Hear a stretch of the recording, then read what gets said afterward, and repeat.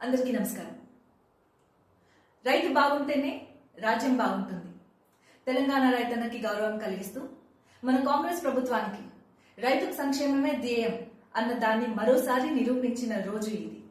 రైతన్నలకు భూమి ఉండేది కాగితాల్లో మాత్రమే అయితే ఇప్పుడు భూమి మీద పాదం కూడా భద్రంగా వేసేలా చేసింది భూభారతి. అప్పట్లో రైతన్నకి పంటల కన్నా సమస్యలు ఎక్కువ. ఇప్పుడేమో రైతన్నల పంటల మీదే ప్రభుత్వం దృష్టి ఎక్కువ. 10 ఏళ్ల బీఆర్ఎస్ పాలనలో మాటలే డబ్బులుగా మిగిలాయి. అయితే 18 నెలల కాంగ్రెస్ పాలనలో రైతన్న ఖాతాలో 1,00,000 కోటి రూపాయల డబ్బులు ఇవాళ ప్రతి ఒక్కరి నోట్లో మాటలుగా నిలిచాయి.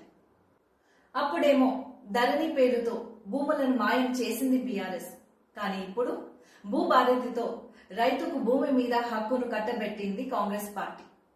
అప్పుడు వ్యవసాయం దండగా అన్న రైతే ఇప్పుడు వ్యవసాయం పండగలా మారింది అన్నారు వారే.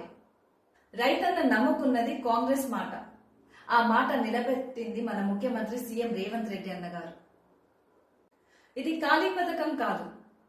రైతన్న గౌరవం, రైతన్న రక్షణ, రైతన్న జీవితాన్ని మార్చేసిన రైతు నేస్తం.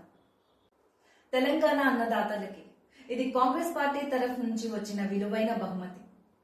జై జవాన్, జై కిసాన్.